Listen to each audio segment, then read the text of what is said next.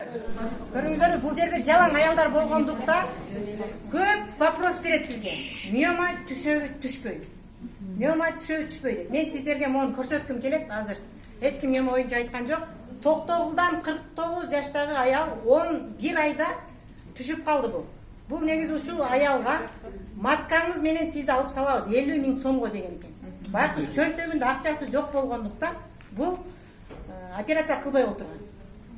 Аяшы мен өзүм берем сага, сооп дейсин, сага результат берет бекен деп туруп 10 эле уштук берип койгон.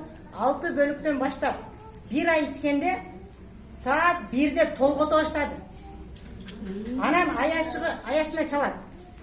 Мен ичим ооруп атат, мен төрөй тургандай болуп атат. Десе азыр мен сага барам деп түндө жөнөйт аяш.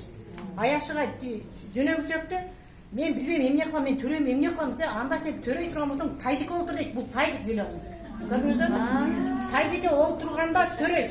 Биз схватка болгондо бала чыкканда кандай жеңилдейт? Ушундай жеңилдеди да бул аялчы. Ушундай жеңилдеди, ровно 1,5-да төрөдү, мага телефон чалды. Гүлмира, ушундай миома түшүп калды, кровотечение ачылып кетсе эмне кылабыз? Кровотечение эмне, кровотечет атабы десем, жок, смазывать этет. Кровотечение ачылбайт, коркпогула. Себеби дегенде бул миоманын причинасын жок кылды. Тамырды соғутат бул капсула. Өзү түшүп калат. Көрдүңүздөрбү? Канча килограмм? Почти 1 килограммга жетет экен. Анан төрөгөндө ушунчалык жеңилдеп калдым дейт. Ичимде кирип кетти дейт. Анан эртеси бак жүрөм УЗИге десе акчам жок дейт. Раз ушунча баштадымды, жүр мен өзүм УЗИге төлөйм деп жана аяшы барып УЗИге тазиктин ичинде турат. УЗИге алып барса, гинеколог аябай таң калыптыр да, сизге Кудай ушунчалык күйгөн окшойт. Без остаток, без кровотечения түшүптүр деп азыр бул гистология. Көрдүңүздөрбү? Бул мындай миомалар биздин результат аябай. Коркпоңуздар, ичиңиздер.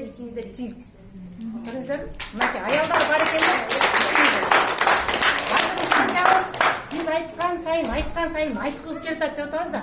Азыр уже бул жерде элдер угатып, уже ишенип калды. Эже дагы илком ачылыптыр. Кыска нуска айтып берсем. Ошол ичи менен токтотолу, баарыңыздар эчиңизде таарынбайсыздар, убакыт акча убакыт резиновый Мисап колдон келдим. Мен оорум бронхит, астма болуп калган.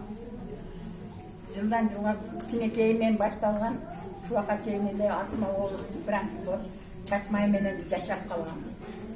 Анан ушул кыз барды биздин айылга мектепке чогулуштун ушинтип элди чогулду. Ушулар айтканынан дары мен шарт эле алып, ошо бөлүп иштим. Сен мени таанып атасың деп. Октябрьскийден дейт. Айткансың, ошондо ичкенбиз. Да бир 2 ай бар эле го. Сиздин жүрөгүңүздү ачыптыр да, Анан ошондон баштап иче баштадым. Орозодон мурун бир 10 күн мурун ичкенмин. Орозо кантип кармаар экенмин дедим эле. Орозо кармай албай атчумун. Мыйыл да кааласа деп орозону толук кармадым. Эч үзбөй кармадым. Жакшымы мени больницадан башым чыкпай калган.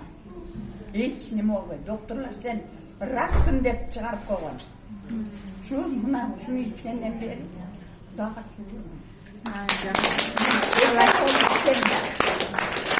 мен кайсы күнү өлөт экенмин деп өзүмдү өзүм аңдып калганмын.